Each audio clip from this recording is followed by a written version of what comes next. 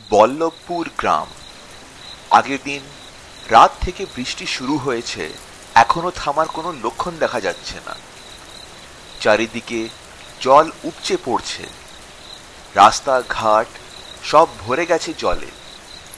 বাইরে বেরোনোর কোনো উপায় নেই। আর কয়েকদিন পরেই দুর্গাপুজো।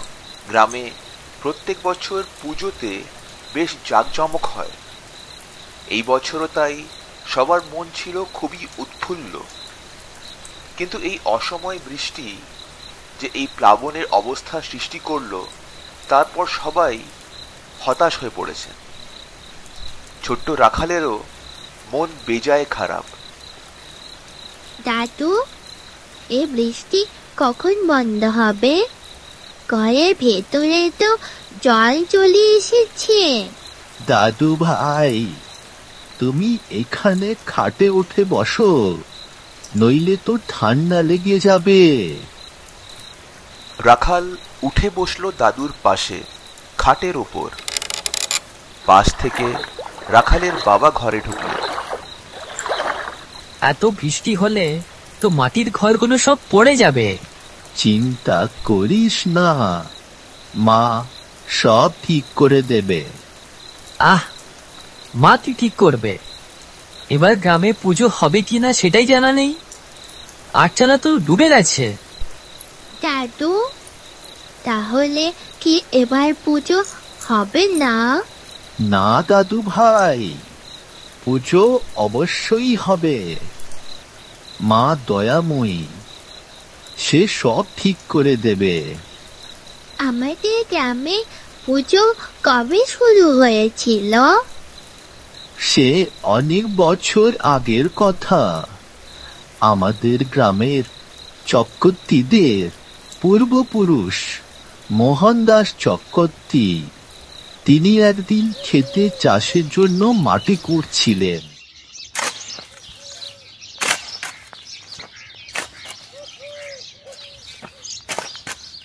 মাটি খুঁড়তে খুঁড়তে হঠাৎ তিনি দেখলেন মাটির নিচে কিছু রয়েছে।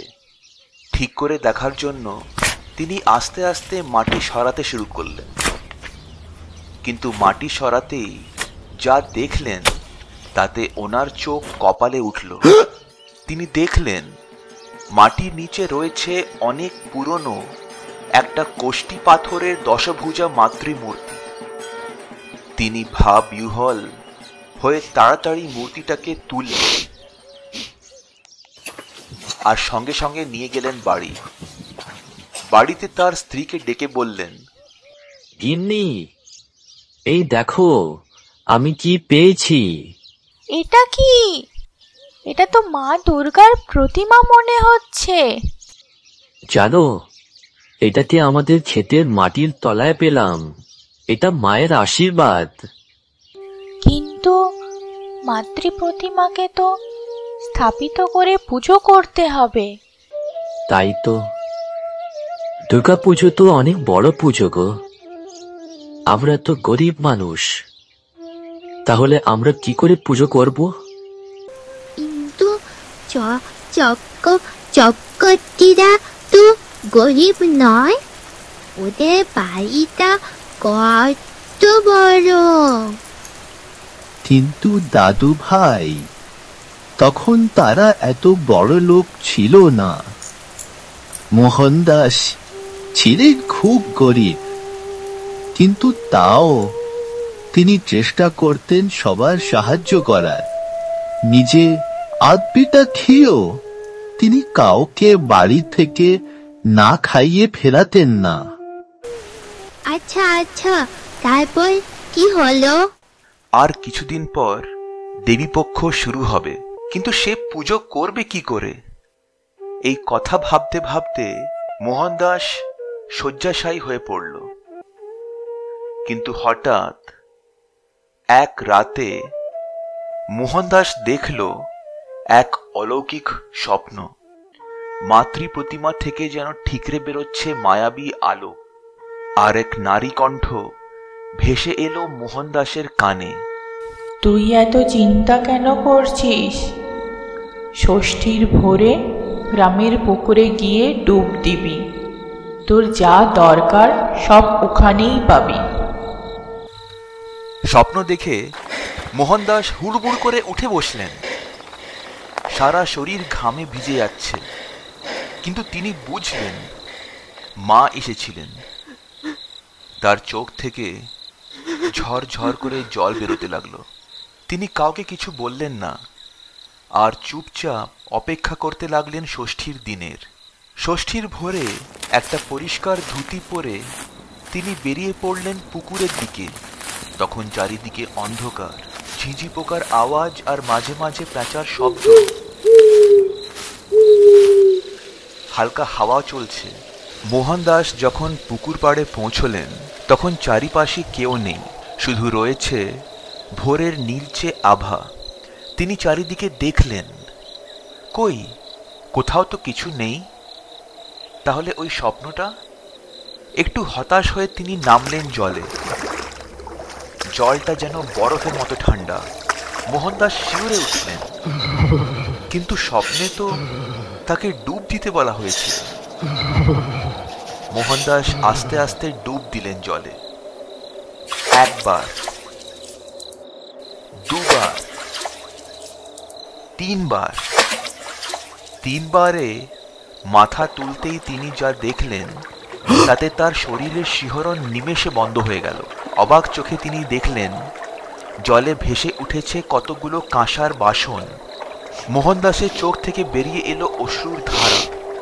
তিনি মা দুর্গার স্মরণ করে জিনিসপত্র তুললেন আর এগোলেন বাড়ির পথে। বাড়ি পৌঁছে মোহনদাস এই প্রথমবার তার স্ত্রীকে সবকিছু বললেন। সব শুনে তার স্ত্রী কাঁদতে কাঁদতে বললেন, এটা মায়ের আশীর্বাদ।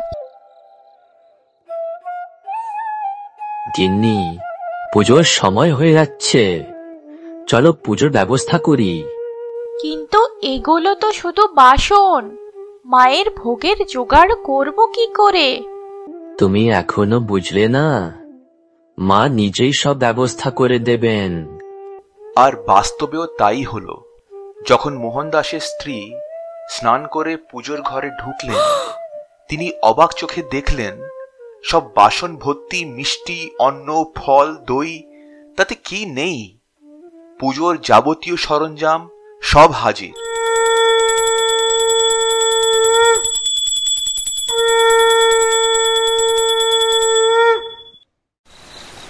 সেই থেকে গ্রামের আটচালাতে প্রত্যেক বছর মায়ের পুজো হয়।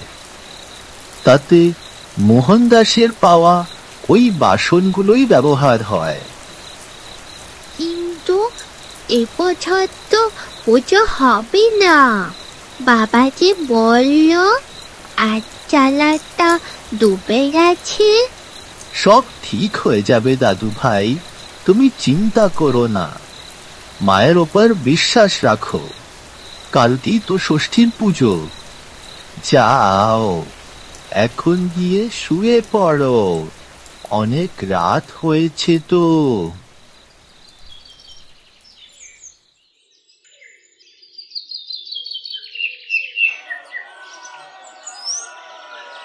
কি হলো? সকালে এত হইচই কেন? দাদু, চলো দেখবে, সব জল নেমে যাচ্ছে। জয় মা, জয় মা।